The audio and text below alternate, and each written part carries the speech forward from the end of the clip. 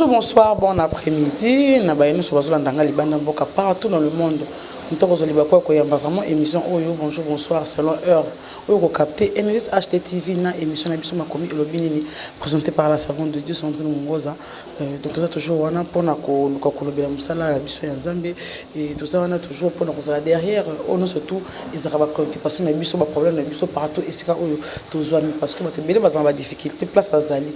Aza croyant, à Sambela Kamen, Aza n'a pas de difficulté, la question, Oyo, pas se pose à Azola, on va solution. Donc tout le but est que tu as surtout au autour de ça la main na moi partie na bisoto na charge na biso oyo nza ba pesi biso ndi tout ça là que to mi koko yamba ba tout le monde aura toujours na baleka à travers chaîne na biso Enesis et baleka na plateau na biso pour na kolobela ba thème oyo to débataka sur makambo surtout to vivaka on surtout la croyant à la difficulté partout et c'est en tout cas d'une manière beaucoup aider biso eza ko s'abonner ko liker ko partager mes émissions na biso donc ceux qui te savent l'émission aux abonnés na biso to aux abonnés te okutani au s'abonner et au partager baninga mususu pe bazwa oyo moko tam mususu yo ko gagner jour wana na thème oyo okutana nango ne thème lelo to poneli bino et zali le pardon nous avons eu à recevoir une sœur na plateau na biso azaki na témoignage mais les autres yeux vraiment musali o akomika ko solo la mom ke ko panza mom ke le pardon utilité na ngoni na ba vie na biso ba croyant nanu soit tout nous normal pardon zani na kati ya Bible donc neto kimisa toujours ko ke na ngo tozara toujours na moi verset moko to simba kapona to simba sujet na biso donc to prenez la kibino lelo Luc 23 verset 34 je lis le nom de Jésus. Jésus dit: Père, pardonnez-leur car ils ne savent ce qu'ils font. Ils se partagèrent ses vêtements en tirant au sort. Donc verset on a de côté les manango sur le pardon on a évité ce qui papa na biso to yambi lelo akokota ngondeni to expliquer biso ndenge nini to ba toujours to za ba parfaité to za ba to surtout to ba mabe to cha place mon ka ba commentaire en tout cas bo aider biso pour partager bo s'abonner vraiment massivement dans la chaîne de façon que chaîne qui est liboso toujours ça là ils a kaka na cadre ya ko panza sango d'une manière ne ba musicien so chrétien ba yemba ka bon ba edukaka biso na ndenga lo yembo mais biso beto leki anzela micro pour na ko panzela bino sango malamu en tout cas bo aider biso mutu tout officier zali vraiment bo s'abonner massivement à la chaîne na biso. Merci beaucoup na couple Moudiaye Lydie Moudiaye Franck Moudiaye na initiative oyo tozanango to conception oyo tozanango na chaîne na biso Enesis et merci beaucoup à merci de assuration la lumière il y a émission tout est à travers Enesis et Makomi le binini donc il y a assuration vraiment la lumière il y a émission où on a donc tout ça papa qu'on s'est présenté pour tout simba sujet na émission tout le pardon. Bonjour nini soko zani ko pardonner ko tsara nini tant que ambassadeur moko awa apesa ki genre témoignage mais tout ko tapenza la momo zindo ba doit comprendre un peu tina ya pardon na ba vie na biso parce que je comme rappelle ibélé et rebelle ma famille mutu camarade ko ke le lomo ka ngitema et ko salo nini conséquence tango za nini to avantage à pardon eza nini première question na ngeza na ko ba pardon non soit eza nini. OK, merci maman Sandra, merci beaucoup. Le pardon d'abord eza na kati ya Matthieu Christ tango Jésus-Christ azaki na kati ya mokili oyo mission na ye ezalaki sur le pardon et la repentance. Donc, sengeli mokili eye bananu biloko na mibale. Et puis de deux, il faut que yeba que motu soki asali o mabe, ezana ba question mususu ba posaki Jésus. Soko tali ba verset, ezana ba verset mususu bazo tonanet na Matthieu 18:21. Parce que kolba combien de fois yo ko limbisa ndeko na yo. Donc ko limbisa mbale belé. Vous comprenez que l'imbice malébélé, ce qui est à Salélio Mabé. Donc, pardon, ezali sans fin. Donc, Jésus a apprendre à l'acceptation que Nandenge Bozaï Nakat Namokil, il faut toujours pardonner. Parce que dans l'Ancien Testament, Mingezala qui est pour œil, dent pour dent. Donc, son salut Mabé et Sengel Peba Salo Mabé. Donc, le Bokwana Yibi et Sengel Bakatayango. L'Issouane Salibo et Sengel Batobolango. Ndezala qui est loi à Moïse. Ok, dans le moment où biso tozali nango, Jésus a yaki na pardon et que sengel biso to limbisanaka. Ce qui to limbisani, même dans la prière à notre Père ezali koloba que ce qui to limbisi, Nzambe pas ko limbisa biso. Donc voilà que ce qui to limbisi batute, Nzambe pas ko limbisa biso te. Et pourtant nous tous nous avons toujours péché. biso nyonso toza bato ya masumu, biso nyonso tokometaka baerreur. Vous comprendre. Mais il y a deux sortes de péchés pour un chrétien. Donc un chrétien, il y a un péché par omission, un péché par commission. Donc cela veut dire que mutoko kosa lisumu oyo azali komona keno eloko eza mabe mazo kende kosala yango. Vous comprendre. Wana ezali sens mususu ya péché. Mais péché o biso tozolo ba biso ba chrétien, ezali quoi libaku. Na beti libaku. Mais malgré que nako beta libaku ceux qui na sengi pardon et pas ina nzambe nzamba ko limbisa ngai. Donc ceux qui ke nazali kosa eloko na régulièrement nazo ba ke eloko ezama be mena osalango nzambe akolimbisa nga na moment oyo nga na kozwa décision akotika eloko wana jour na kozwa ka décision akotika eloko wana nde nzambe akolimbisa ngai. Et kozala vraiment pardon moko pe kozala esengo vraiment na likolo. Donc ezali ndenge wana pardon, ne seulement il faut tout appliquer en gros, il faut pardonner. Mbalebele. Pardonner mbalebele. Chaque fois soit c'est le limbisa. Ce qui a zo sala ngo nanko, yo limbisa e kaka. Conséquence c'est kozongelande. Parce que les soumous ça kana ba conséquence nango. Même dans l'Ancien Testament les soumous ça ba conséquence. Même lelo oyo. Mutu mususu akoki ko ya panzambe asali kindumba a suicida par exemple. Tango ya panzambe nzambe limbisa ngai na kusasuda. Ozomona que nzamba limbisiye mais conséquence wana etikali ya maladie. Wana siko ifo abanda siko ko bunda nzambe limbisanga bikisanga na maladie. Wana comme siko miséricorde ya nzambe soki ekiti occupé ko bikisa parce que Dieu est miséricordieux. Vous comprenez. Donc ezali na sens wana na moi la question otoni. Voilà. Na comprendre tout ce que na comprendre penda bien ndengo lobi. Pardon, osamabe. Osamabe dans l'opposant déjà na deux formes. Tant on sali likamabe, la conscience dans ça on exprès au sengi nzamba limbisa nzamba limbisio mais conséquence ezali. Parce que on est là sur étape mususu. Donc tant on tiki na ba pardonner déjà. Pour ce qu'on lutte contre conséquences, on a malé, mais donc on a ce qu'on lutte pour n'enlever mususu. Mais comme tozana nous dans le pardon, tout le belana nous le pardon. Parce que pardon na muto a sali, na pardon muto a sa victime. Kolimbi sango et que pour muto a sengi pardon, mais muto mususu a pas recevoir pardon, a du mal à recevoir. On vu tant so passe oyo sala qui ce qu'on utilité na bon mi balé. Muto a sali comme pardon, kiloni ni eza na vie na yena muto yo a zone di ma pardon. Il peut so kan di pardon te problème na eza ni place wana. Bon, Bible ezali kolobela biso parce que biso nyonso to se référa na Bible. Alors, ce que tu as même dans Marc 11, 25, bazolo bake, ce que tu as mis, pour te okende ko offrir, to okende na ko sambela, et que avant yo sambela, ce que limbicité, donc ça dit, ça ne peut pas ko limbisa ote. Avant yo sambela, il faut d'abord au limbisande quoi, malgré que ça fait mal. Donc, amertime na katia motema et ko aider yote. Et puis ils allaient porte d'entrée ya milimo ebele. Si toi tu ne pardonnes pas, aux amertime au kangele marié qui a na limbisi na ngai kaka. Na limbisi olimbisa ko bossa na te olimbisi mo bossa ni te na motema ozo raisonner. Voilà ozomona donc mutu mususu pas za bongo donc ko limbisa ezali ko bossa na likambo te donc c'est-à-dire mutu na tika na likambo na zo bossa na ngote siko nzambe akolimbiso pendenge nini parce que Bible zo koloba que quand on pardonne on oublie ozomona c'est comme Dieu il oublie directement makambo bisoto sala. Donc Jésus-Christ était venu pour ça. Asopi makila na ye pour te makila wana effacer pe et ôter péché. Donc elongo la de sorte que nzambe amona biso kaka basantu. Vous comprenez. Donc c'est ça. Donc ezalaka condamnation na temps passé parce que sous la loi ezalaki soko sali mabe oza déjà condamné. Oza mutu ya liwa. Mais pour le moment lokola Jésus a qui na grâce donc le pardon nde ezali vraiment clé ya batu bazwa même délivrance. Vous comprenez, même à l'église, ce que nous avons limbisa mututé, c'est-à-dire azana esprit moko ya amertume katinaye. Vous comprenez, donc on a tout développé quand jour mususu. Et ça a cette clé mobimba oyonga ina développé concernant que mutu aboy kolimbisa. Donc c'est-à-dire point liboso c'est-à-dire que son mutu azana amertume, et ça déjà porte monene ya ba démon.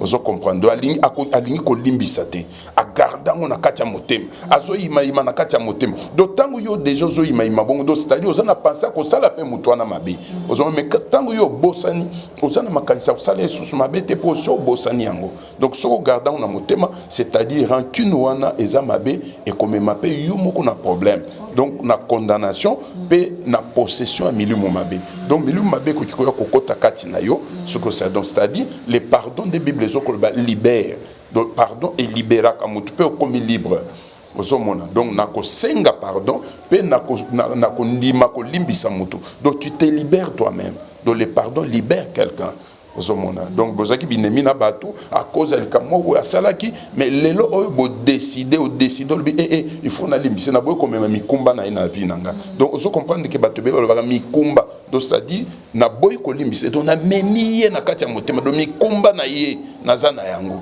donc la plupart tout à camper dans quatre églises et que tout même mikumba ya batuté Yesu tozwa mikumba na biso pesango Yesu donc le pardon de péché et sengeli motos azala libre donc quand quelqu'un pardonne il devient libre quand quelqu'un aussi on le pardonne il devient toujours libre donc je crois ezali lolengo wana na moto oyo ayebi ke tellement que tout le monde a pardonné 77 fois 7 fois et comme il est le connaît de l'eau moko ya télémistre que ya sala kabat ma baby que ton ancien pardon ba olimbisanga ton ancien pardon ba olimbisanga na moto so ko offenser moto azo ayaka na pardon na facilité ko ya sengi maman pardon olimbisanga mais après a recommencer la même chose to a sala chose loko mususu ka ayebi ke tango ya olimbisa kaka ye moto na charge ni azo même po et comme le connaît yo je crois sala mabe aux obligés à kolimbisa pour éviter ba problème pour éviter porte d'entrée OK ko détruire vie na yo mena moto pe azo salango o ya yezo s'attendre car que ba pardonner ba ko pardonner pour le quoi pardon et ndiki to tu koloba tout à l'heure là na moto zo salango to koloba ni bon moto azana habitude ya ko sala kabiloko wana ya ko offenser o comme lokola moto ya mabaku mais bible zoloba nini pona pierre d'achoppement soko comme pierre d'achoppement pona moninga et que même likambwana o ebi ke o salela ke mabe alimbiso o eliso c'est de comme lokola zo betisa kaye mabaku mais bible zoloba ke moto o ya betisa ka baninga mabaku bakanga eli banga munene na kingo babwa kene bale donc c'est-à-dire akende kuna na se penza na se pourquoi parce que yo komi mabaku pona batu o comme occasion de chute pona batu on se comprend donc so comme occasion de chute pona nga nzambe akotia libanga munene na kingo na yo pe bakobwa pona bale donc conséquence nzambe nde mutu akosala mais ngai nakobanda ko éviter yo azomona na ki otala otelemi wana ngana ki na nganzela mususu pona ni pote soki na likanisa na okobetisa nga kama baku après ko ya ko senga pardon nezaka vraiment na ninité ezalaka vraiment ne fait mon côté pour na koki ko limbisa mais yo répéter on a otaki ko lobango aw tango yo zali toujours ko continuer nzamba zozela ke yo se repentir do wana repentance il faut intervenir donc on se repentir que nous na ko sala lisusu te nzamba limbisio do wana problème comme nzamba biso nzamba lubina biso il faut te pardonner 7 fois 67 fois donc ndenge bible ezokoloba ozo comprendre. Merci beaucoup papa Franck j'espère que tu comprends par rapport à moto à victime na moto a créé un problème et conséquences par rapport il y a le pardon se reposer moto na moto sur le pardon et ça a effet na moto a besoin à la délivrer.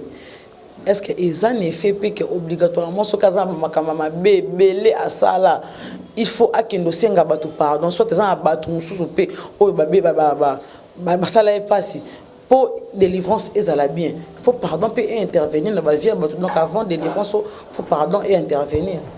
Oui ce qui OK kotanga mingi na kati na bible okomona que chaque fois mutu ce qui Bible ezoloba même que ce que osali munane mabe et que ozuit délivrance tant yo kozwa délivrance wana ozomon et que yo kozongela lisusu likambwana c'est-à-dire ofongoli porte milimu mabe osala nini et koya na kati na vie na yo donc ce qui mutu azuit délivrance ya milimu mabe et que milimu mabe wana ebimi Bible ezo conseiller que asala lisusu mabe te donc c'est-à-dire ce qui afongoli lisusu porte milimu wana ekozonga sundenge ezalaki te et que kozwa milimu mususu et que se multiplier et même milimu wana lisusu na vie na yo makambo ezalaki nani un peu léger pour nayo et comme le sous plus pire. Donc problème ezala qui un peu bato babondeli pour les kamango là mais yozo yo kate OK ko fongola support. Donc c'est-à-dire muto azo péché azo fongola porte ya vie na ye. Yango mona na ba ki ke point liboso sur les liens ezali que amertume. Ozomona amertume mais trop développer biloko mususu un autre jour. Mais ozomona que muto azu délivrance lelo mais après délivrance au lieu à garder yango moni Jésus ça kolobani. Yesu ça koloba que ceux qui tes péchés te sont pardonnés mais va et ne pêche plus. On se comprend. Ceux qui Yesu alobi que kende kosumu kalisusu te. Donc c'est-à-dire yo ko kende donc pas c'est quoi là le sous plus pire et comme que Lucas ko ba délivrance ya bien mikolo belé faut que tu ba prière belé pour te otika yango et puis balandelo na kati ya prière pour te délivrance monsieur ya soko yo ki kaka te milimo obanda kaka ko se multiplier na kati ya vinayo. Donc je crois c'est ça. Pour répondre déjà merci beaucoup pour la réponse mais tozonga moi mon kepenza na question nanga est-ce que bakosenga yo olimbisa avant délivrance ou yo moko tant ba délivrer yo et comme c'est nécessaire que yo moko que no luka bato sala ki mabe osenga ba pardon to muto sala ki mabe e bisé que na limbiso to eza parmi ba formule oyo ko senga que délivrance na yo eleka bien il faut automatiquement to obligatoirement pardon et ezala na vie na yo avant délivrance. Oui na na otiko ebiso OK muto soka telemi po asambela soka zikena likamna muninga sa nini. Ce qui a été à offrande, il y a ça. Il faut ça la nine. Il faut d'abord arranger, après il y a ça. On se comprend. Donc délivrance et koyande après pardon. Donc déjà ce qui a sengi pardon, donc ils ont la facilité déjà pour ils ont matsu mususu, ils ont la balien mususu, ils ont la possession mususu, ils ont senga mutu il faut senga pardon pour la délivrer. On se comprend. Nakoki koloba par exemple mutu sali inceste na papa na ye. On se comprend. Donc il faut aïe bisaba sali en Zambé asenga bolimbis même na epa papa na ye. On se comprend. Nde azongi aïe sikoyo asala nini pour Zambé ase alimbisie aïe siko kuluka délivrance. Peut-être libala ya kate pour un problème en inceste. On se comprend. Pour libala wana il faut mutu na senga pardon et puis akende ko se réconcilier nani asenga pe papa na ye pardon asenga aye pas pasteur aye bisaye makamunyo soit dévoilé a confesser nyonso et puis azala libre tant que bakolekisa ye na nini ya délivrance okomona ke mutu na kokangola ma facilement parce que eloko wana ezali sous lien moko te ezali donc délivrance ya à partir ya mutu aza libre okomona ke mulimo wana moyen bouger zate ozomona il faut directement tant qu'on s'en pardon on lui mona siko est commis désespéré donc ils ont une position te à bloquer yo en otage parce que milimo mabe otuzanango ekenda ko funda biso diable afunda kabiso moni asala ki boye siko yo zo ebisanga na longwa na kolongwa te ya moni milimo musundi tia sorcellerie tant bozo benga na mulimo mabe ya sorcellerie na kati ya via mutu OK mutu na ye moko de mutu alie ki biloko na ye kuna ba pese kindoki il faut à confesser d'abord que non na kenda ki telle place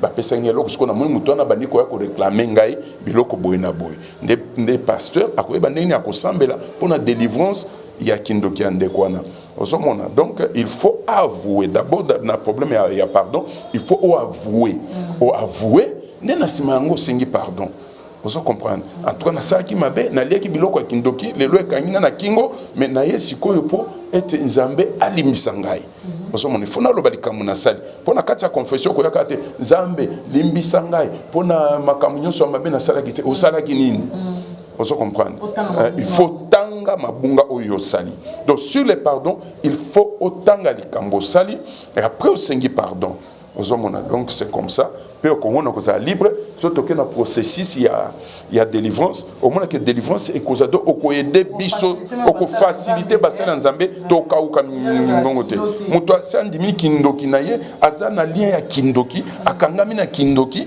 mais ozo remarquer muto wana azo basambela pona ngai basambela pona ngai nazo bota te basambela pona ngai mais ayebi déjà que azana lien kindoki boko benga na milimo wana tie ko kendete ozo comprendre yanguni batu susu basala ka basala nzambe pasi ozo mona boko ganga comprendre te ezo fonctionner bien te pona nini bato banda ki prière ezo simba te pona nini tozo mona loko te nzoka azan elo mo kanga na mutema so ko kolobango ti donc c'est vraiment nécessaire oui très nécessaire en tout cas ils sont vraiment nécessaires na kati ya vie pasteur bazo sa lo prière mais prière na donc qui lo délivrance des simpleté au rendre le pasteur vie facilité et le temps c'est quoi ça le temps sous nuit moko et comme 2 nuits 3 nuits pour anini pour yo bombi likam na mutema donc le pardon ça vraiment lors moi ma casse na vie na biso surtout biso ba bantu to na ba problème par ci par là makambe belé donc il faut toyer ba corona pas ça nzambe vie facile donc à propos il y a pardon. Oui, il faut vraiment Ezara Bongo. Na uta ekotange la bino na Luc 24 à partir il y a 46e verset que Jésus bit na yaki na kati ya mokili ezaki pour le pardon et la repentance. Vous comprenez ça biloko on a mis bali. Donc il faut étambola de paix. Quand quelqu'un se répand, vous comprenez depuis à sengi pardon, il est sauvé. Donc vous comprenez. Donc ayambi son avis il faut yeba d'office puissance ou il y a pardon. Donc puissance il y a pardon, bien aimé et libéraka mutu a comme pensa libre. Même na ba kawo ya ba délivrance tozolo ba awa. Ozo mona mutu akozwa délivrance mbala moko kaka soki a confessé lisumu na ye, vous allez prier okomona ke makambu nyonso e kozala récite kozala. Les lois bato qui ne kota na ba loge et ba passer ba kota na ba loge bato ba kota na ba nzela mabe pona nini po ete akoka kosala ke milimu mabe wana abenga na yango muto akwende alobi ke muto azui délivrance te délivrance c'est un changement ya vie ya muto. Vous comprenez. Donc quand tu au sengi par deux panzambe au yamboli délivrance et yena vie na yo peut-être ozaki muyibi okomona lobby au sali ndenge nini muyibi elongwe après au moni muto akomi muto malamu. Donc, mais ceux qui sont mutu, bobengani milieu ma ben église, on moni batu bakoi koi, ata 50 bakoi, mais on moni batu on bazaka na même vie. Boye bisangai. Est-ce que ça délivrance? On est ça délivrance té. Et ça ba mouvement ya ko attirer nango batu. Alors il faut to ba ke babilo kwana, et ça na parte panzam. Et on moni yeso so ko lobake, et ça na ba sali mususu, bakoya na suka, balubi ke biso to bengana ke milieu na kombo na yo, biso to saki ba délivrance boy na boy. Yeso ko yisa ba on ke na yebi binoté. Penamona binoté. Vous comprenez. Donc, délivrance, ils allaient vraiment kokangamana pardon de péché.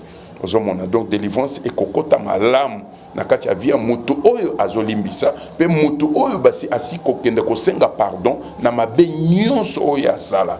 Vous comprenez. Donc, je crois, merci beaucoup. Nous avons vraiment que ngana mutu wana to kuta na kana porte ali fait ce bien la porte à lola ils ont arrangé ils ont bongi sa vie na yote parce que tant on t'a salé mabe ata salé là onini le fait que yo so garder déjà rancune reste en thème donc bozana ka dengue moko donc pour échanger l'autre yo moko se condamner donc tout ça qui est fort il y a ko limbisaka de façon que makala moto ezala dikola mutu oyo asali mabe parce que papa oti ko yesa biso awa ba ko limbisa yo mais conséquences ezali pour que salaire à péché ezakaka kokufa biso to comment ote biso to comment ote salaire à péché c'est la mort au seigneur non pardon ba libiso mais okokufa parce que conséquences nango ezala ki to wana osala ngo exprès pour obetsa muninga libaku oyeba kité ba limbiso nzamba limbiso mutu na mukilo asala ki maba limbisiyo mais conséquences ezali conséquences ezala en tout cas to edaka sala nzambe na ba délivrance na biso moko pona ba vie na biso pona mabota na biso